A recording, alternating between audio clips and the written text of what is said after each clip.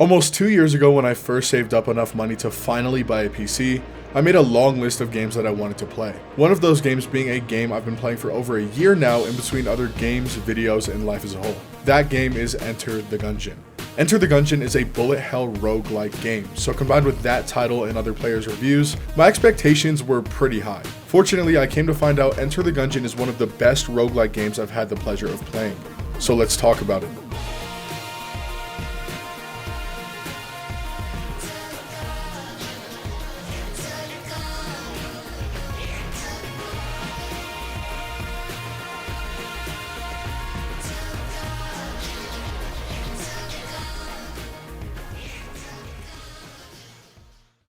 The first thing that you ask yourself when you load into Enter the Gungeon is simply, what is going on? From the cutscene at the beginning of the game, you find that you, being the 4 main characters or 4 main Gungeoneers, are searching for a legendary bullet that can kill the past after a force beyond nature fell upon an unsuspecting dungeon.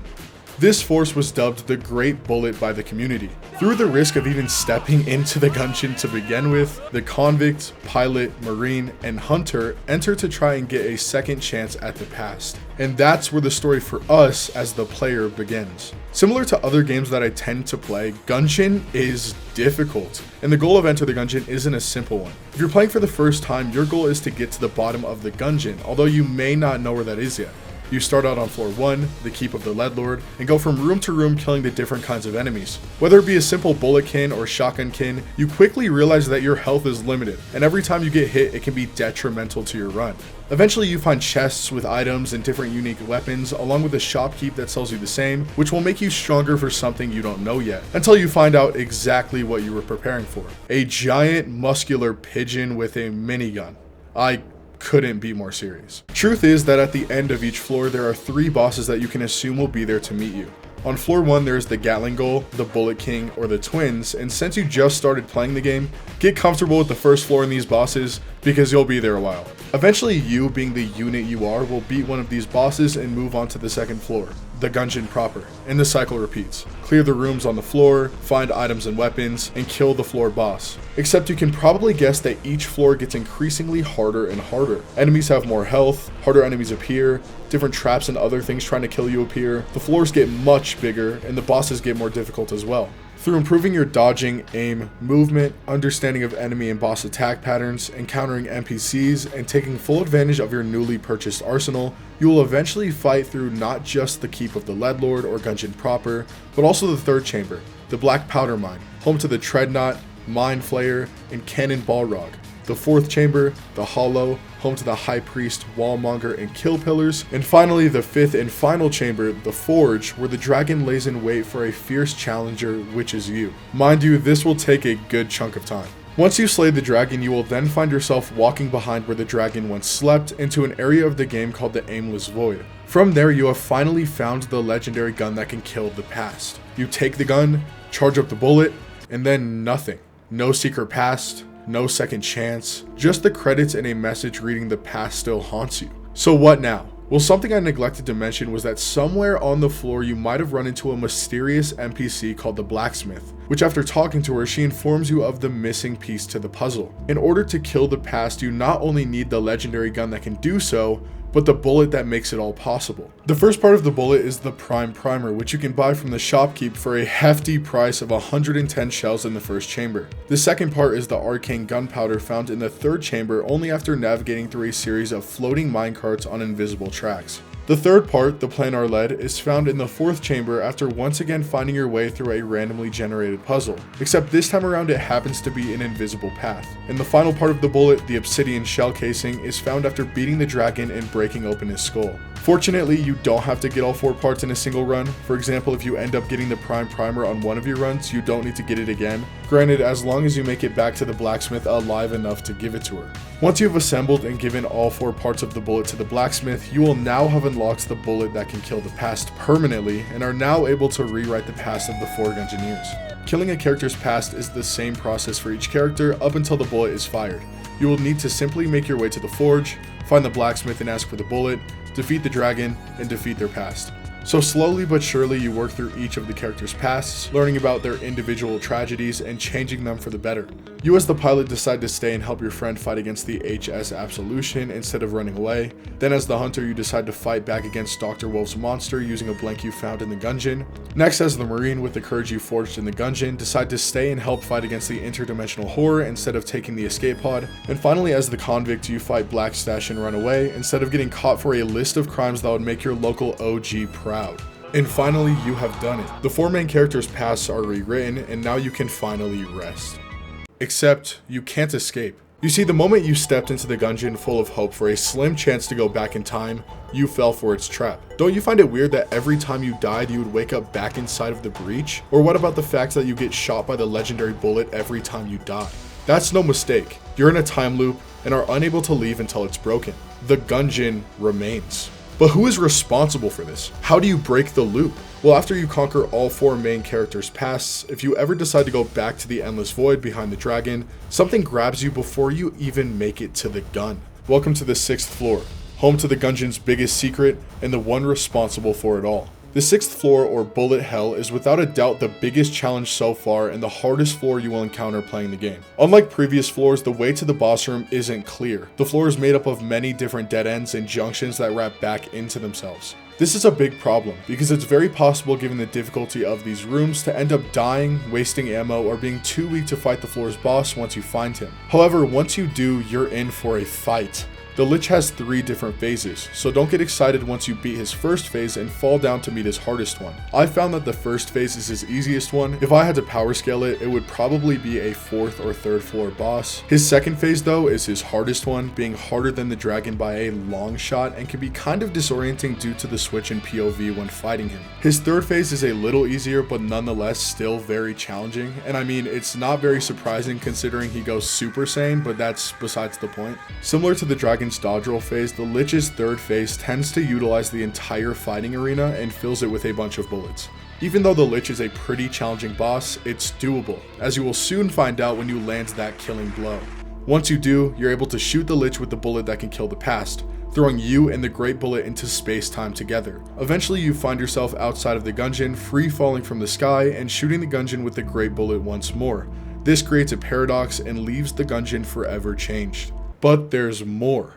What if you could make sure that the Gungeon and all of its evil never even existed to begin with? Well, to achieve that goal, you might have found a puddle of space-time on the ground sometime after killing your first character's past. Well, if you interact with it, you become a secret character called the Paradox character. From there, you need to beat your starting character's past, then you will have unlocked the Paradox character to play with in your runs. Now that you yourself are a walking paradox, you need to then beat the Lich once again, except this time it goes a little different. The Lich is the same, but once defeated and shot with the legendary bullet, you start back in the first chamber as a mysterious new character called the Gunslinger. The Gunslinger, besides being the best character in the game due to his passive which activates synergies with any gun you use, is also the Lich before he became the Lich. Now, hopefully without dying, or you would have to restart all over again, you need to go back to Bullet Hell and kill the monster you were doomed to become. Except this time there are 2 Liches and one of them is jammed, meaning those red bullets you see have a larger radius and do significantly more damage among other things. Once you defeat and shoot the Paradox Lich with the bullet,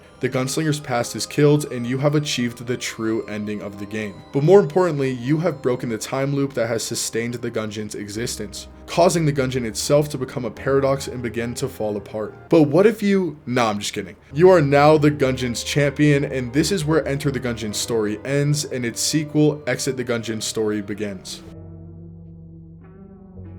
If you're somebody like me who likes to explore every crack and crevice the game has to offer, and yes, I got every single achievement like I usually do, you'll be happy to know that just because the story of the Gungeon is over, the Gungeon still holds many different secrets. The most notable of these secrets are the 2 more secret characters you can unlock, and the secret floors and bosses. The Bullet and the Robot are 2 of my favorite characters to play as due to their ability to make your run super unique in addition to being fun to unlock. A quick rundown of how to get these characters is first for the Bullet you need to find and not kill 5 red-caped Bulletkin which have a random chance of spawning on any floor. For the Robot you need to take the TV found in the shaft of the first shortcut and take it to the blacksmith for repairs, which is harder than it sounds. The Bullet, instead of using the conventional starting pistol like the 4 main characters, he instead uses a sword which shoots a sword-like projectile if you're at full health and does solid damage when you're not. He also, like the 4 starting characters, has different starting items which are pretty fun to play with.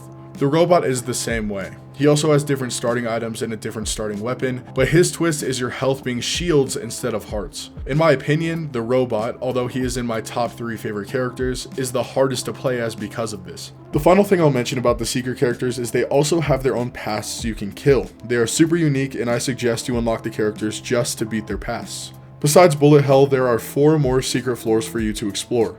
Bars. Each of them are super fun to play through, and each one has their own secret boss to fight, either for your own enjoyment or to fill out your ammonomicon. There's the Oubliette, the Abbey of the True Gun, and the RNG department. But the last of the secret floors, the Rat Slayer, is the one I'd like to talk about. The resourceful rat is a character in the game which steals your items if left unattended to, and is the quote-unquote true champion of the Gungeon.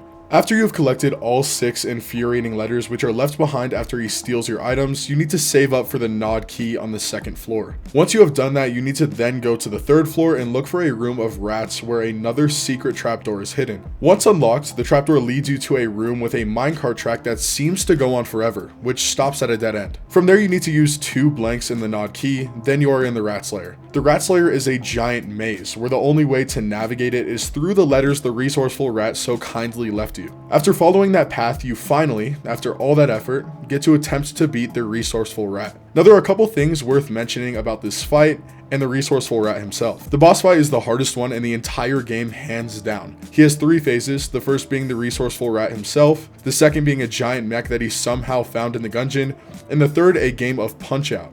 You heard me right, Punch Out. I won't deep dive into this boss fight's numerous different attacks, nor the shortage of weaponry you have to fight him due to the process of getting there in the first place, but just know it's painful. It took me dozens of tries to beat him, and hours of playtime, and then even more to beat him in Punch Out, which is a whole nother headache. However, if you're skilled enough to beat him, you gain access to his treasury, and using rat keys which are dropped from the fight, you can unlock different rat themed items which are all good. Funny enough, if you have enough rat themed items in your inventory, you can transform into the resourceful rat himself, which I find pretty cool. Also, if you have any blanks and extra rat keys on hand when in the treasury, you can then attempt an advanced dragon run, which is another top 5 hardest bosses in the game. Last thing worth mentioning about the resourceful rat is the fact that he seems to be a Gungeoneer just like you and even has the ability to remember you over runs. Unlike you though, he has made the Gungeon his home after a tragic backstory revealed to you only once you beat him in Punch Out, but yet again, I'm getting ahead of myself.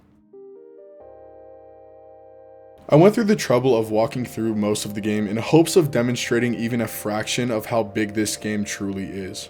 Even as I write this script, things keep popping up that I forgot to mention, such as the mini-bosses, curse effects, mimics, even more lore such as Caliber, the Cult of the Gundead, past Gungeoneers, the Drunkard, etc. The secret weapon skins and character skins, the black market, stealing, shrines, different game modes such as Blessed, Turbo, and Challenge modes, and of course, the numerous different guns and items in the game.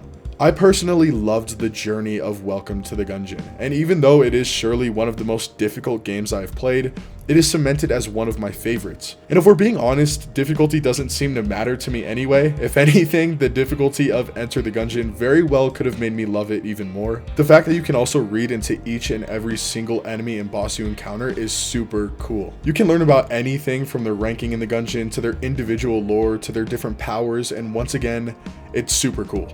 The fact that Gungeon on the surface seems pretty simple, but the creators of the game ingrained small important details into almost every part of it for anybody willing to look is crazy to think about. I also appreciate the atmosphere of Enter the Gungeon. It's one thing for a game to be well-rounded, and another thing to be well-rounded with great lore and character designs as well as great music. I think that Gungeon is just a really unique game. When compared to Risk of Rain 2, Binding of Isaac, Dead Cells, etc., Gungeon maintains its individuality while still maintaining inspiration from other games, and I really admire that. It truly makes it all the more fun and refreshing to play. Safe to say, I can definitely understand why people are gassing up this game. Anyway, that's enough geeking out for me.